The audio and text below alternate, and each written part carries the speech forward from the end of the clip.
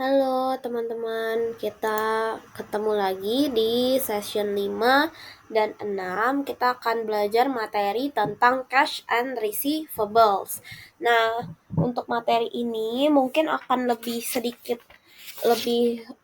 rumit dibandingkan SOFP gitu ya. Cuma kalau di materi ini kita hanya menjurnal aja gitu ya. Nah, untuk session 6 itu nanti akan masuk ke KP teman-teman. Kemarin kita sudah sepakati ya, KP-nya itu nanti di hari Selasa. Berarti karena hari ini kita udah belajar session 5, nanti session 6-nya Selasa besok ya teman-teman ya, 18.30. Sama nanti aku akan buat video juga gitu ya.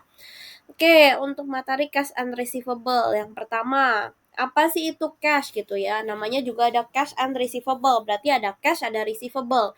Kita belajar dulu yang cash. Nah, cash ini singkatnya adalah jenis aset yang memang paling liquid. Jadi ya, nah cash ini adalah perantara standar dalam penukaran dan dasar pengukuran seluruh item. Ibaratnya yang kita pakai lah intinya gitu ya, yang perusahaan pakai gitu. Nah, cash itu dibagi jadi 3, teman-teman. Ada cash equivalent, ada restricted cash, ada bank overdraft. Kalau si cash equivalent ini tuh singkatnya adalah sesuatu yang bisa di-convert ke cash dengan cepat. Contohnya, misalnya ada commercial paper, ada cek, giro, deposito di bawah 3 bulan. Nah, contoh kayak gitu ya. Kalau restricted cash, ini memang kas yang sengaja disisihkan perusahaan untuk tujuan tertentu gitu ya. Jadi nanti perusahaan punya tujuan tertentu, nah dia sisihkan kasnya, namanya restricted cash gitu. Lalu yang terakhir ada bank overdraft. Nah, bank overdraft ini muncul pada saat perusahaan membuat cek di mana nilai cek tersebut lebih besar dibanding kas yang dimiliki gitu. Selanjutnya udah cash udah nih, sekarang receivable. Nah, receivable ini adalah klaim perusahaan terhadap customer yang memang dapat berupa uang, barang, atau jasa gitu ya. Nah, seperti current asset, current liabilities gitu ya, ada dibagi dua nih. Ini ada current, ada non-current receivable ya. Kalau current receivable, ini piutang yang diharapkan dapat ditagih dalam jangka waktu 1 tahun. Berarti 1 tahun atau under 1 tahun ya. Kalau non current ya pasti di atas 1 tahun gitu ya. Namanya juga non current ya teman-teman ya. Oke, selanjutnya untuk bedanya sebenarnya antara accounts receivable sama notes receivable apa? Ci. Kalau accounts receivable itu janji bayarnya hanya lisan doang. Biasanya nominalnya tidak tinggi dan nggak ada bunga juga. Tapi kalau notes receivable itu janji bayarnya tertulis teman-teman. Terus juga ada jatuh tempo, ada bunga, terus nominalnya biasanya lebih tinggi daripada accounts receivable gitu ya.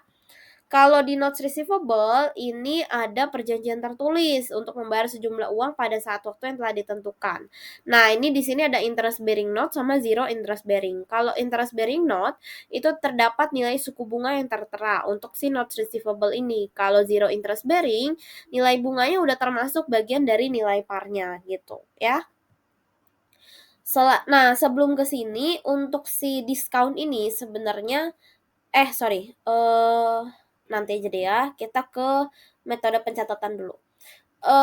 Ada metode pencatatan dibagi jadi 2, teman-teman. Ada gross method sama ada net method. Kalau gross method itu dicatat sebesar penjualan tersebut tanpa dipengaruhi oleh diskon yang akan diberikan. Kalau net itu dicatat sebesar penjualan dikurangi oleh diskon yang akan diberikan. Aku contoh ya. Di sini nih, pada saat jurnal pelunasan pada periode diskon. Di situ ada cash, sales discount pada account receivable. Jadi kalau metode gross, teman-teman catat sales discount-nya di akun tersendiri. Tulisannya sales discount gitu ya. Jadi dia tersendiri nih, misalnya teman-teman barangnya adalah 100.000 misalnya. Sales discount-nya 20.000. Berarti cash-nya berapa? 80.000 gitu ya. Sedangkan kalau untuk net method, dia nggak akan catat sebagai sales discount. Jadi discount-nya akan langsung dikurangin ke dalam cash sama account receivable-nya. Misalnya tadi barangnya 100.000, discount-nya 20.000. Berarti catatnya langsung cash sama account receivable sebesar 80.000 gitu ya teman-teman ya. Nah, selanjutnya untuk di sini ada jurnal penerimaan piutang di luar periode diskon, ada nilai AR yaitu pelunasan dikurang diskon di cash account receivable pada sales discount forfeited. Nah, nilai sales discount forfeited ya ini sisa diskon yang tidak dipakai gitu ya. Nah, selanjutnya ada namanya secured borrowing gitu ya. Jadi sebenarnya yang kita belajar di cash and receivable ini ada dua, secured borrowing sama nanti ada sales of receivable gitu ya. Jadi transfer of receivable ini ada dua. Secured borrowing adalah menjaminkan piutang dan nanti yang selanjutnya adalah menjual piutang atau sales of receivable gitu ya. Nah, yang pertama ini menjaminkan piutang. Jadi kita menjaminkan si account receivable untuk memperoleh pinjaman atau notes payable. Jadi kita jaminin nih account receivable yang kita punya supaya kita dapat pinjaman atau notes payable gitu, teman-teman.